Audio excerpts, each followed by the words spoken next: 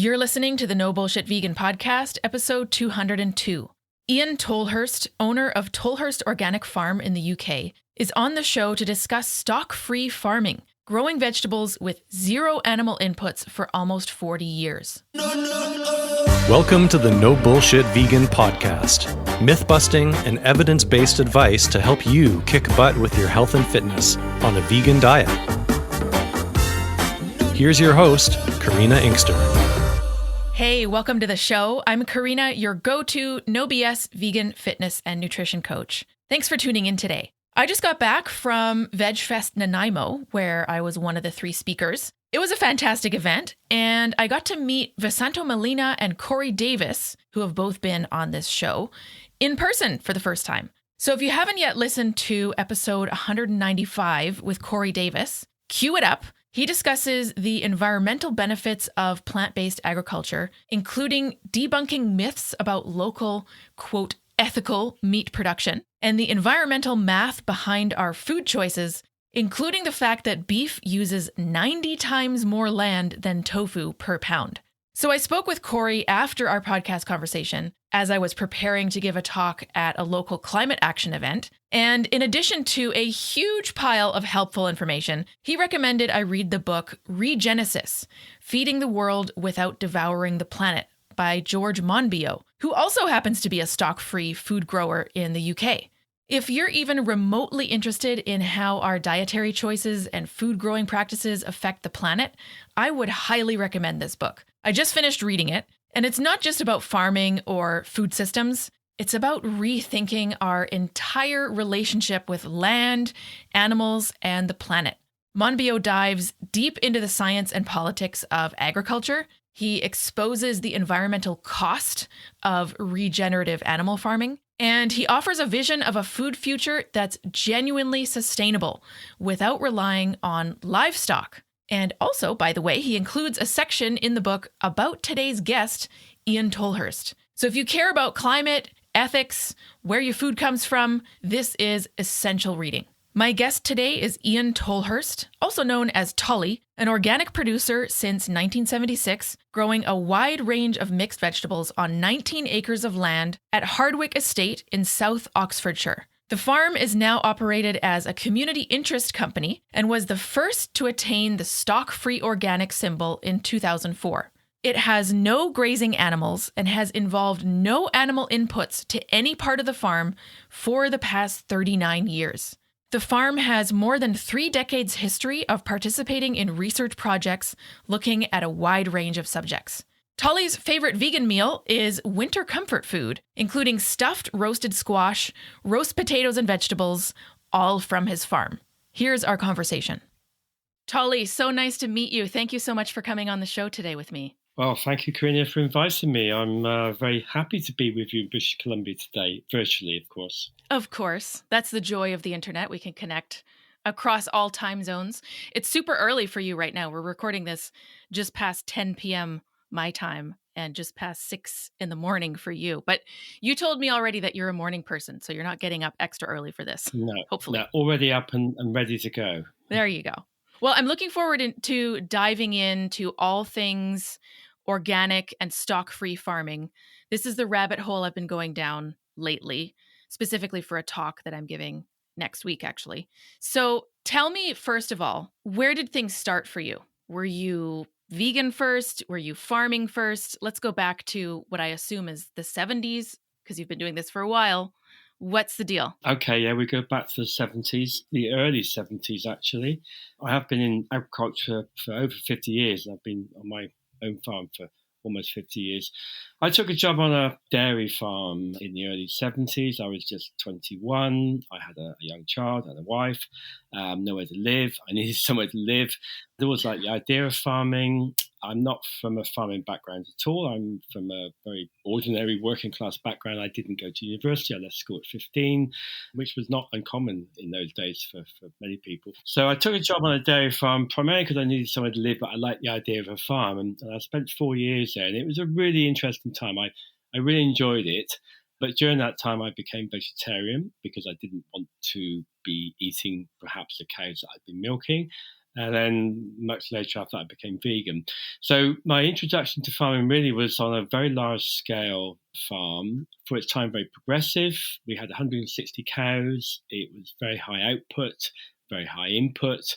And I could see there were a lot of problems developing in agriculture around that time. I picked up a book written by a woman called Rachel Carson, and it was called Silent Spring.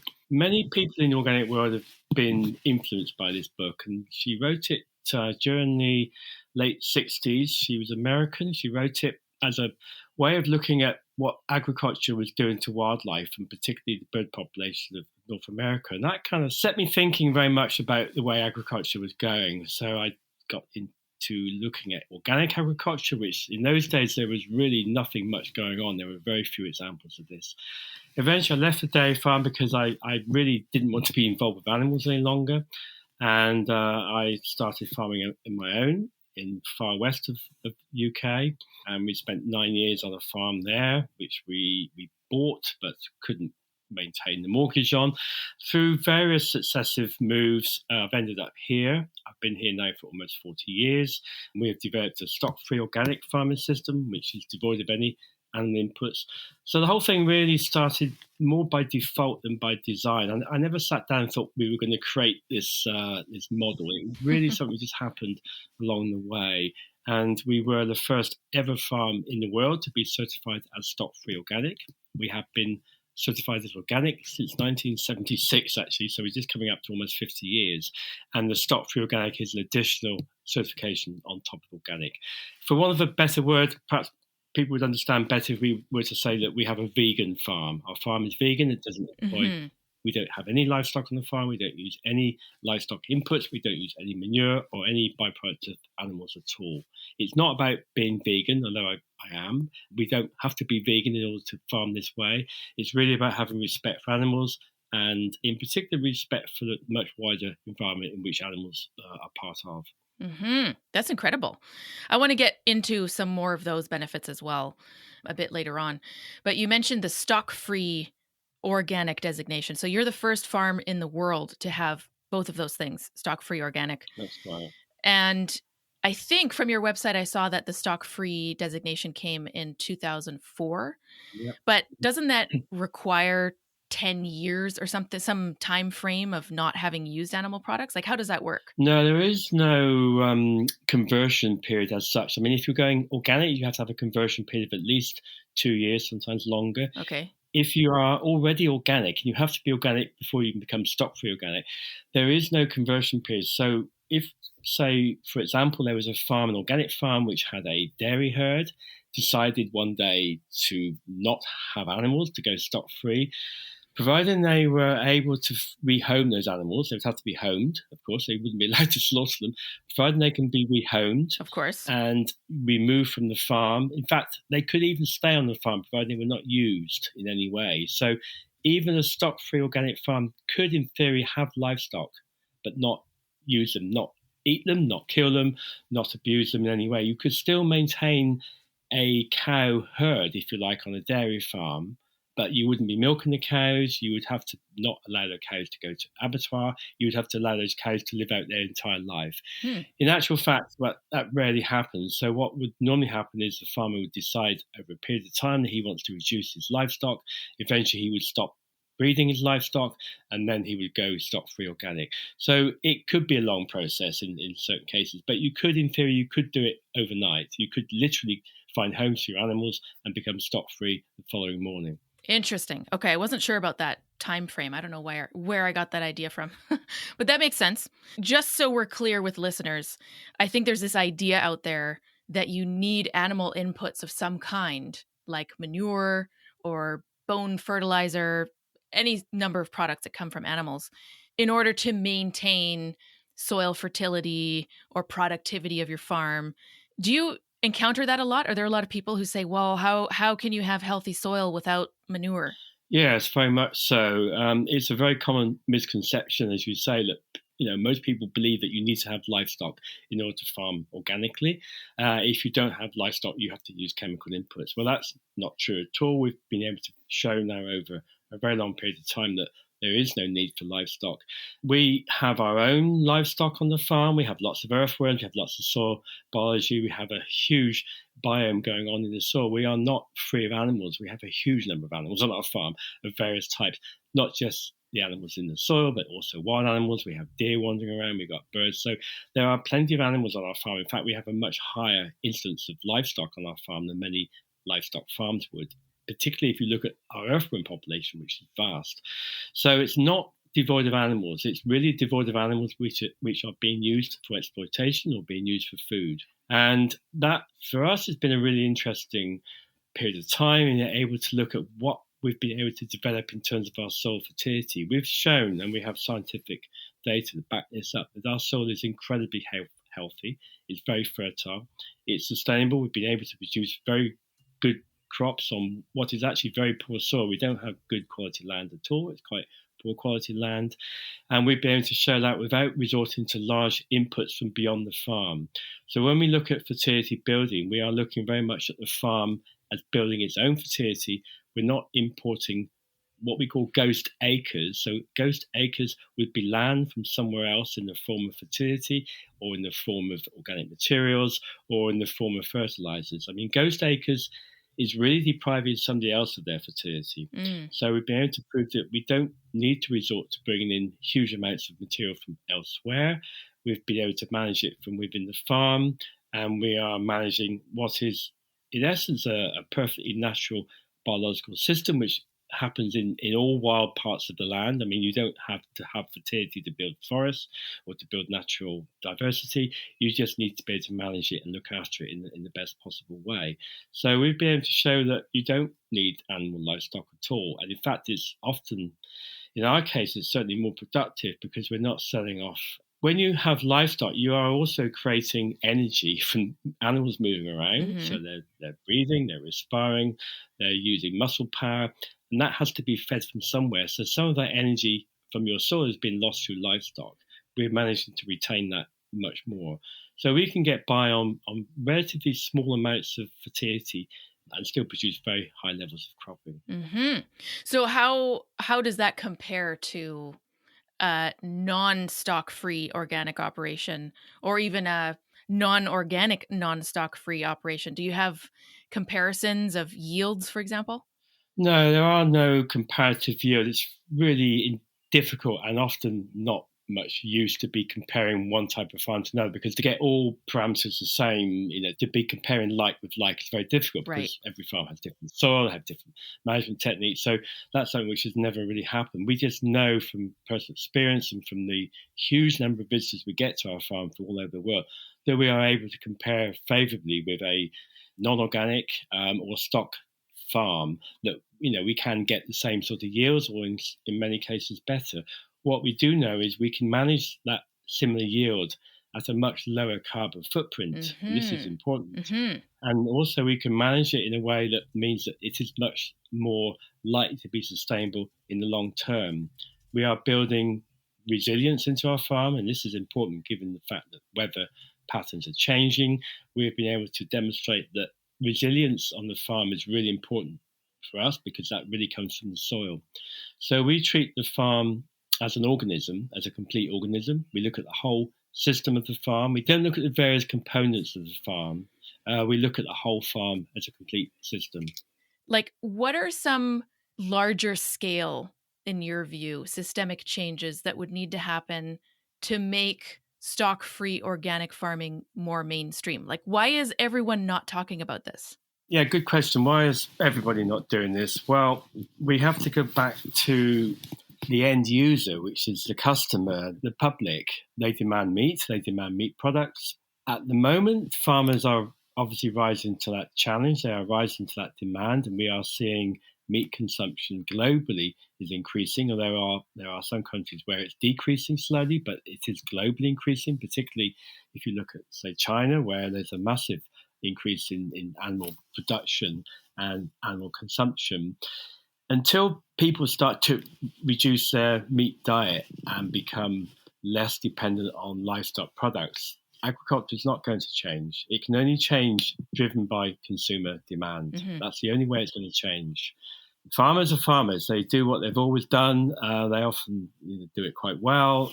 They are, in many cases, very passionate about what they do. They don't want to change. If they were able to see an alternative market, they would be very happy to change. I do know a lot of livestock farmers, they're not comfortable with what they do. They only do it because they've been doing it for generations. They don't like the idea of sending animals off to slaughter. It's not something which they enjoy. They often, regret that day. So I do know that many livestock farmers would be more than happy to give up livestock if there was an alternative to that. At the moment, there is no viable alternative.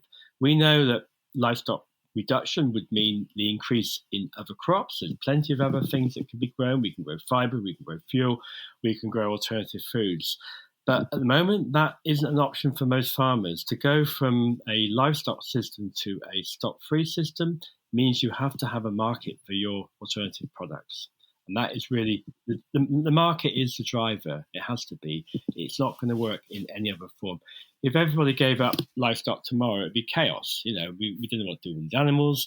We have to provide alternatives. Farmers need support and help and maintenance during this period of time when they go from livestock to stock-free. That's an excellent point. I don't know why I didn't think of that consumer side before, because our own dietary choices and our own dollars are voting for the kind of system that we want, even if we're not consciously thinking about it. Absolutely. So a lot of folks will say, what individual actions can I take to mitigate climate change, to decrease my carbon footprint?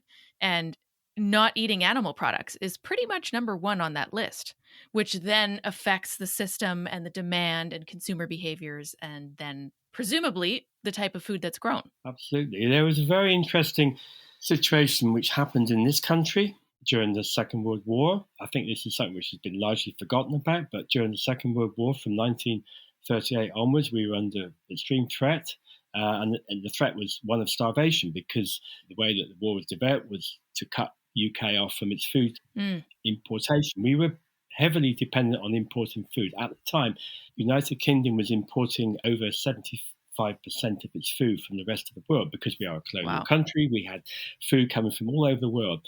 That suddenly stopped because of the activities during the war. So we had to become much more self-sufficient in food production. It was a remarkable achievement. Between 1939 and 1945, we went from being just 25% self-sufficient in food to over 95% self-sufficient in food. Nobody went hungry. Everybody had to accept a completely different diet. This was imposed from the top. It was government-led. The Ministry of Food and the Ministry of Agriculture got together. They redesigned farms. They stopped huge numbers of animals from breeding. Animals were no longer allowed to breed. Mm-hmm. The livestock production dropped dramatically to a very small level, because we needed the land to feed people directly through protein crops, through vegetables, through cereals. We don't have a lot of land in the UK. We're quite short of good land. We did manage to feed the whole population of the country, admittedly somewhat smaller than it is now, but everybody had a good diet. Everybody had to subscribe to this policy. Even the royal family were on rations. Everybody was rationed. All food was rationed. Mm-hmm. So you only got one egg per person per week, or one tiny little piece of butter per week. And everybody was fine with this. It wasn't perhaps what people wanted, but they realized it and the need. They were supportive of this. They were behind the government. They gave it a huge amount of support. There was a massive program of people generating their own food in their gardens. So it's called Dig for Victory. You had to dig your garden up and grow your own vegetables. Parks, open spaces, they all went into fruit and vegetable production. And arguably, and it's been noted many times, that the population was more healthy at the end of that period than it ever had been before. We had much better diet, very much reduced livestock production. After war, things gradually went back to normal, and everybody started eating meat again, and the rest is history. But we know it can be done. It has to be led by government. I don't like the idea of top-down policies, but in this situation, it might be the only way out. We are facing a climate change disaster, which is arguably far greater than the threat of the war, but no one's really that bothered about it. Everybody can kind of think they can carry on business as usual, a little bit of tweaking maybe, but nobody's really looking at the heart of the problem, which is, where does our food come from? How do we produce it? How much energy goes into producing that food, and what effect it's having on our diet in terms of our health as well. So it's something which I think is problematical in that we have, as a nation and other nations, we have been very spoilt in terms of choice, in terms of availability. It's often said that starvation is less than 2 generations away in the past, and that's pretty true for many countries. Many countries have faced starvation, so we don't want to go back to that, of course.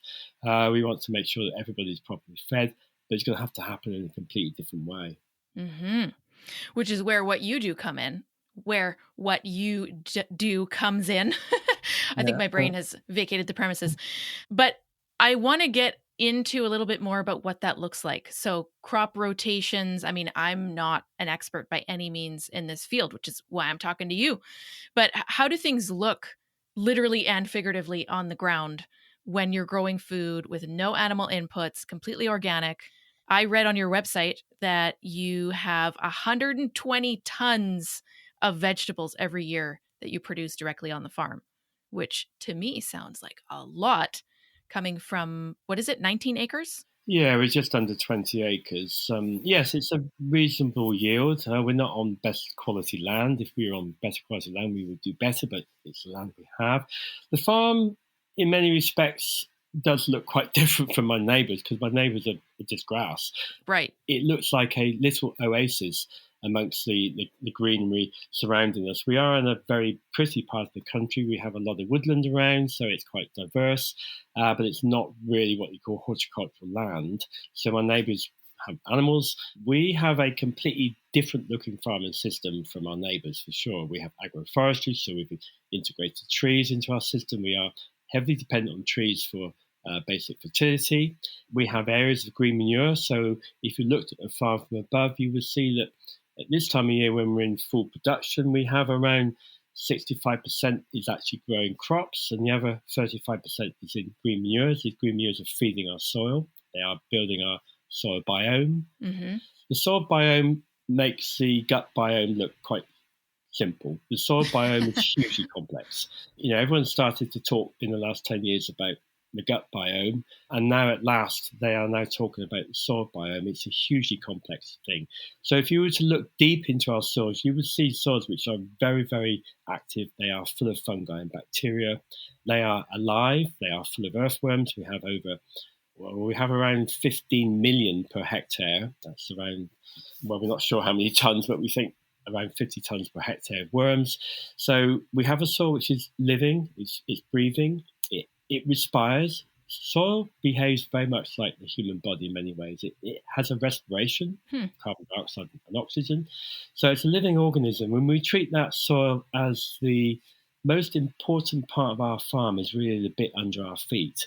We look at the whole farm as a system. We look at it as a living organism. So it's not just about the health and the bacteria and the fungi in the soil. It's also about all the health that lives above the ground, the biodiversity, the various different plants, the crops we grow, which are very diverse. We have over 100 different crops.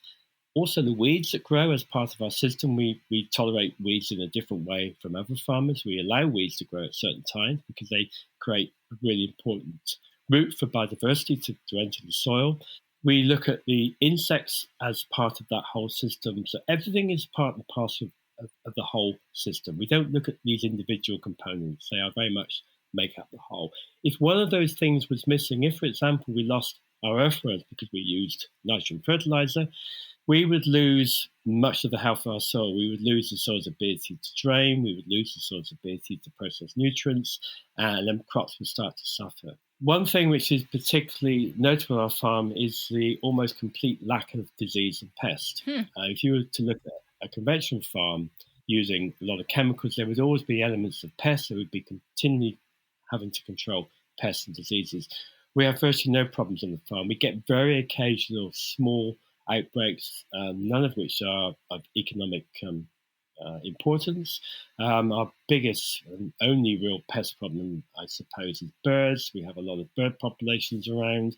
Pigeons tend to be a problem, so we have to cover some crops at certain times. But in terms of small pests, things like aphids, greenfly, blackfly, we have no problems with that whatsoever. We have very healthy crops, and they come from very healthy soil. So our farm looks really quite different from a conventional farm, even quite different from a conventional organic farm, because we don't import large amounts of fertility. And so does that mean that things like crop rotations are very different for you as well compared to a more conventional organic farm? I wouldn't say hugely different. We have quite a long rotation. We have a 7-year rotation on our field crops. Some organic growers may go as far as having a 5 or 6 year rotation. Some may even be as many years as we have. So that isn't hugely different. We use rotation in perhaps a more intensive way than some growers because we've built our rotation to allow for periods of fertility building and keeping the soil covered as much as possible. So we are much more around using green manures and keeping that green manure cover as long as we can within the farming rotation. But there are organic growers, normal organic growers using livestock products that also use similar rotations to us. So it's not hugely different in that respect. We've gone just a little bit further in terms of tweaking our rotations to make them more beneficial in terms of soil health and to allow this building of soil fertility through green manure cropping. Mm-hmm. And so I saw on your site that you're registered with the Soil Association. Mm-hmm. What does that mean? It means that every 12 months we get an inspection. The farm is literally inspected, not just looking around the fields to see what we do, but also more so looking into our accounts, looking deep into our computers, looking at our invoice, looking at our sales, looking at any products we might be buying in, doing an audit trail. So that includes taking a particular crop right from the very start. So where does the seed come from? How much seed did you use? Is that seed going to be producing a certain number of tons of cropping? So it's quite searching, goes into a lot of detail. On top of that, we also have an additional inspection, which is stock-free organic. That's checking that we're not using any animal products, that we're not using any animals in any way, and that we can guarantee that our food is truly grown without livestock inputs. That also covers how we deal with pest problems, how we deal with any problems on the farm, which may occasionally include some live trapping. So, these things are scrutinized quite closely at the farm level, and this is done every 12 months. If we get something wrong, and it's usually something to do with bookkeeping, we may not have a particular invoice in place, and we get a non-compliance notice, which means we have to put that problem right. Mm-hmm. So it is quite a robust system of certification. We've been with the Soil Association now for almost 50 years, so we're quite used to this process. It is quite intrusive, but it has to be. I think it's only fair that it is intrusive. It does look quite deeply into the whole farming system. That's impressive. So from your perspective, what's the benefit to your farm? Well, the benefit to our farm is knowing that we are as near as sustainable as we possibly can be, so that we can continue to run our farm forever on this system. We don't need to rely on inputs from outside in terms of fertility. We do always have some inputs from outside. We buy seed, the farm, we buy fuel, of course, but these things are relatively minor compared with what we would have to do if we were buying our fertility in from somewhere else. Mm-hmm. So it gives a much more robust system. It also means that we're more resilient in terms of climate change, and also more resilient in terms of any drastic changes in the marketplace. I mean, if you look at conventional farms, when the war broke out in Ukraine, suddenly nitrogen fertilizer went up to a price where farmers could no longer afford to buy it. It was so expensive. And that has a huge impact on cropping. If you take nitrogen fertilizer out of conventional cropping, effectively crops fail. They have no way of dealing with that. We don't have that sort of pressure at all. We can carry on business as usual, despite what happens elsewhere in the world. We're not hooked into a global system. We are very much a local system. We can get by very well on just local inputs. We don't need to be purchasing stuff from all over the world to make our farm work. So we are more resilient in many ways than conventional farms would be. Mm-hmm. Can you expand a little bit on the being more resilient in terms of climate change specifically? So you mentioned, you don't need external inputs in terms of fertility. Is that related? How does that mesh with climate change? Right. Well, we have seen some extreme weather events. Climate change, unfortunately, does get used as a way of blaming weather for other things. Not every extreme weather event is about climate change, because we have weather. In UK, we have very unreliable weather. That's always been the case. It is reckoned I was speaking to a meteorologist recently. He said that the most difficult weather in the world to predict is the weather in Great Britain. It's always been unpredictable. However, we do know that there are some severe weather events happening as a result of climate change, and we do see that occasionally. For us, at the heart of resilience is our soil health. If we have really healthy soil, for example, we have experienced flooding occasionally. There's one part of our field does flood. We are very close to River Thames. It does flood occasionally. That has happened more recently, more often than it did in the past. And flooding can have a very negative effect on soil. It can do a lot of damage for long periods of time. We haven't seen that. We've seen soil coming back very quickly from that flooding event, and with no obvious long-term signs of any degradation at all. Earthworm populations actually survive in flooded water, which is something which doesn't normally happen. So we are able to believe and feel that our soil is much more resilient to climate change. It's also more resilient to extremes of weather. If we get very heavy rain, we don't get the soil damage perhaps we would get because our soil is largely covered. We don't have open soil for very long during the year. So the vulnerability of soil is much, much less because we are keeping it covered. So it's able to cope with these extremes. We've had extremes of heat. We got to 40 to 39 degrees a few years ago, which is that's craziness. Something which has never happened in UK before. We didn't see any real suffering from our crops during that time. We do have irrigation, which obviously helps, but even with irrigation, you can get stress on plants when it gets to that temperature.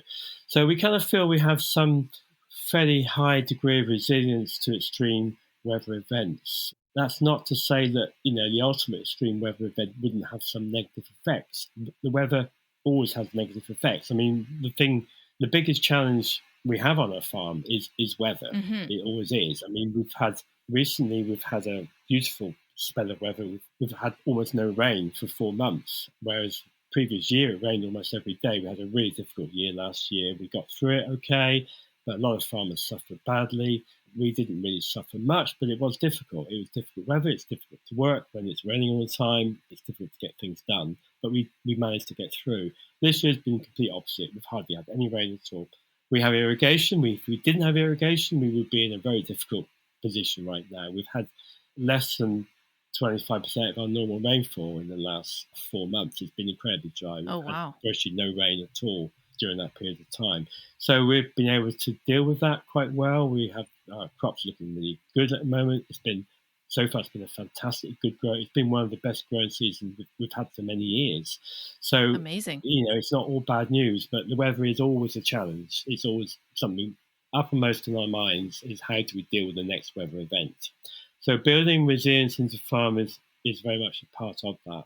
And that is really starting with the soil, but also above the soil, we have the biodiversity, we've got our tree cover, we've got agroforestry now on the farm, we have had for the last 10 years, and we've got green manure cover crops. So we are very much integrating within natural systems and managing those natural systems as near as we can to their optimum value.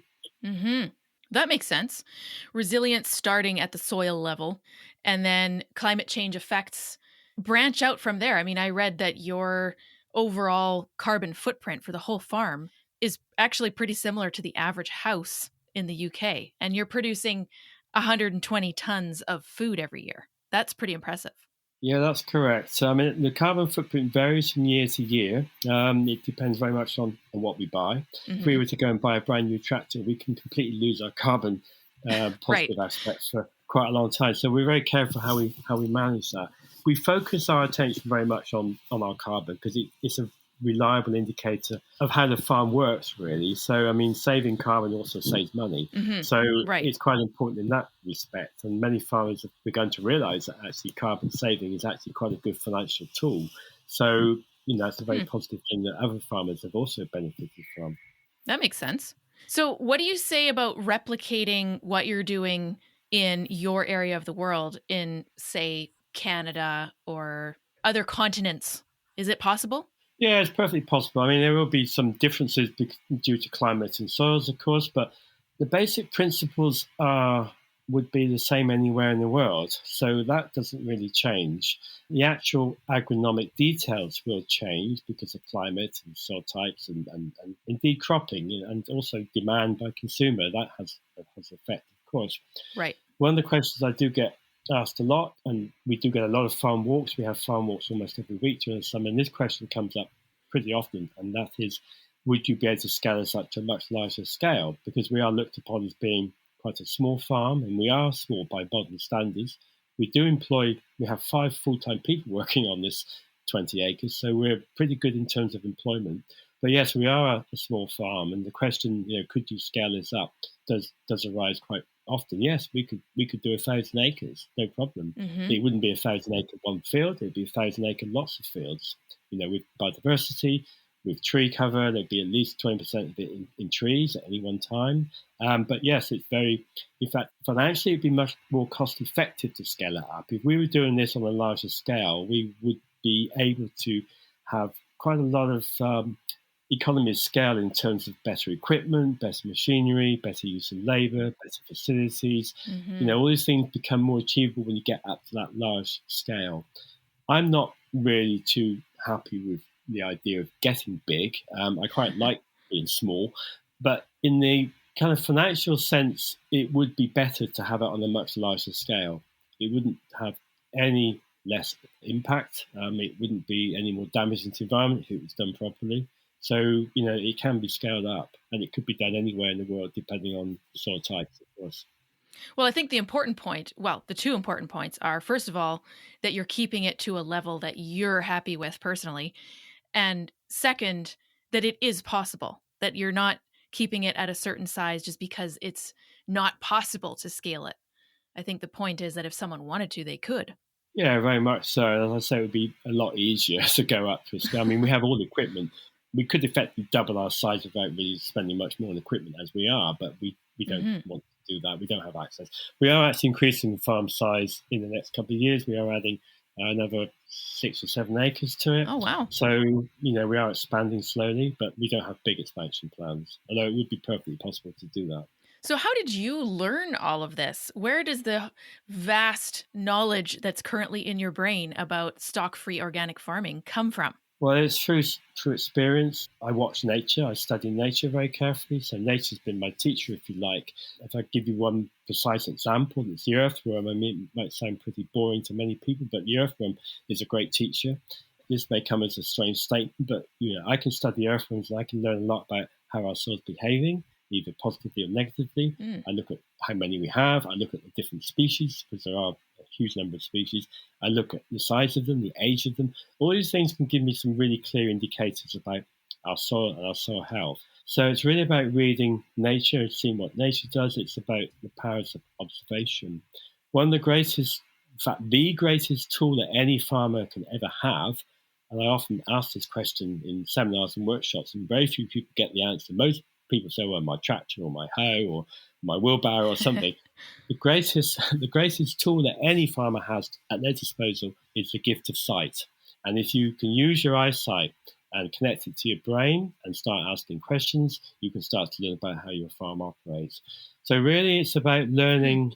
It's learning your farm, learning your soil. If I was to give advice to any person, the first thing you have to do is learn about your soil. This is a complex thing to learn about.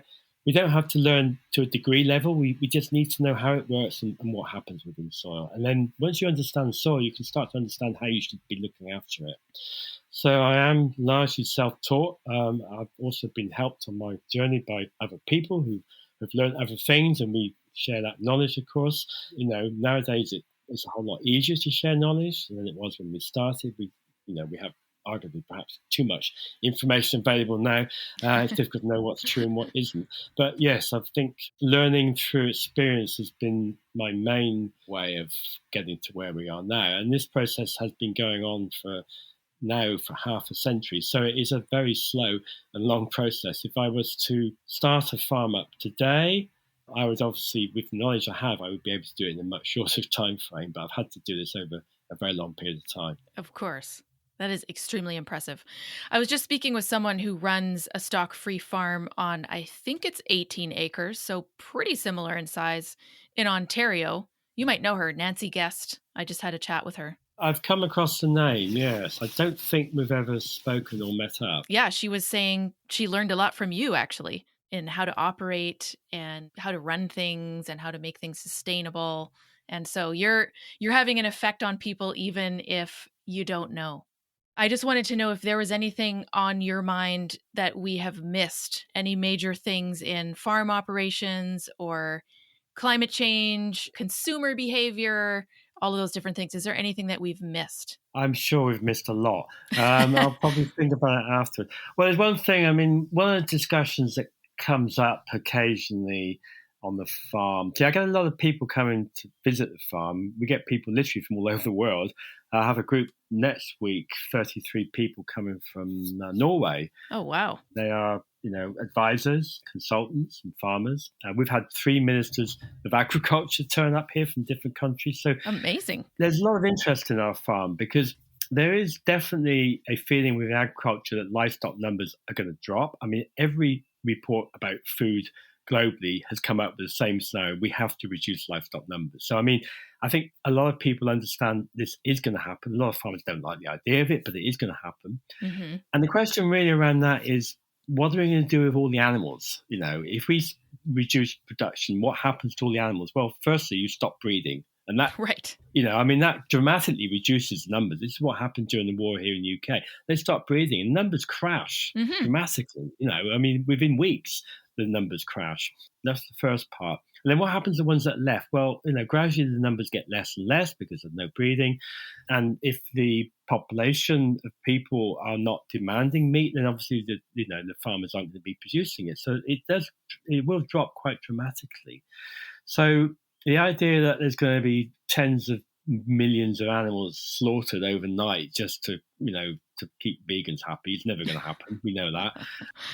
Absolutely. And the other difficulty is that I think we have to be pragmatic about it. Not everybody's going to want to be a vegan, So I've learned to accept that there will always be some meat production. You're not going to do away with it completely. I think the idea that it goes completely is completely unrealistic. I think we have to accept there'll always be some. It would be very, very much reduced from what it is now. I would like to think it's down to less than 10% of what it is now. Mm-hmm. It will be a luxury product. It has to be because it's expensive to produce. It takes a lot of effort, it takes a lot of land, it takes a lot of carbon, but it would always be there. I would prefer if it wasn't, but it is going to be. I think we have to be realistic about this. So the idea that everybody becomes vegan overnight is not going to happen. But I think it is clear that livestock numbers are going to drop. They're going to reduce, I hope, quite dramatically in the next few years. I mean, we just don't have the land to carry on with this sort of agriculture. We don't have the resources. We don't have the energy to do it. If we look at UK, 2/3 of all the cereals grown in UK are grown for livestock production. Mm-hmm. 83% of our agricultural land is only producing 18% of our calories. Right. And it's crazy. It is crazy. We can turn that around rapidly. And that's what happened during the war. We had to turn that around and we fed ourselves very well. So we know it can be done. So agriculture is going to have to face some really difficult challenges. It's going to have to face some really big changes. It needs support. It needs government support to do that. But it actually creates huge opportunities for farmers. There are so many things farmers could be doing if they're not doing livestock. And it will release a huge area of land which needs to go back into rewilding. We need to get nature back to our country. We have one of the most devoid countries for biodiversity of any in the world. We have a serious challenge here. We've been slaughtering it for the last thousands of years. So it would create enormous opportunities for farmers to create a much healthier environment, one which doesn't need the continuous input that animals need. So it would be a big change, and I think it would be a really big positive change. There will still be a little bit of meat production. First, we have to get rid of all the factory farms. They have to go. Mm-hmm. That's the priority. Absolutely. Yeah. They have to go. There's no question around that. And many farmers actually support that as well, So they have to go. We've got to get rid of those. And then that just leaves a small number of farmers doing livestock in fields. And I think we have to accept that will probably always continue. I don't see how we can get rid of that. Mm-hmm. It's a good reminder to us all that we have to be realistic, but we can also be hopeful and optimistic at the same time, and that there are actual tangible changes that we can make in our own food choices as consumers, and also, like yourself, as food growers. There are choices, there are things we can change, and it's having a huge effect. which is amazing. You're also affecting other folks who might be listening to this episode or who come to you for advice, all these people who visit your farm from around the world. You're planting seeds, literally and figuratively, getting people to think about how they're growing food and what can we do differently. And that's pretty amazing. So I appreciate you coming on the show. I love learning about what you're doing. I'm very much enjoying this rabbit hole I'm in of growing our food with zero animal inputs, because honestly, I don't know why, even being vegan for over 2 decades, it never really occurred to me that this is a movement and this is a thing. And, you know, another stock-free farmer that I spoke with this week said she feels like stock-free farming is where organic farming was about 50 years ago, where it's not mainstream, not a lot of people know about it. Mm-hmm. But I feel like that's changing, and that's where we can be hopeful. Yeah, you've got quite a growing movement now in North America. I've done some work with the vegan network in North America. We've done some educational stuff, and yes, it is growing quite well. And there are quite a few, large-scale farmers thinking much more towards this system in the future. So it is encouraging, and little things to start will eventually grow into much larger trees, hopefully. Mm-hmm. And we obviously hope that more farmers will be producing in the way that we do and benefiting from that as well. I mean, maintaining their incomes and making their farms a much nicer place to be. Amazing. Well, thank you, Tolly, so much for speaking with me. Thank you for coming on the show. Much appreciated. My pleasure, and good luck with your life. Thank you. Tolly, thank you again for joining me on the show. Access our show notes and learn about Tolhurst Organic, the world's first certified stock-free farm, at nobullshitvegan.com/202. Thanks for tuning in. Thanks for listening to the No Bullshit Vegan podcast at nobullshitvegan.com.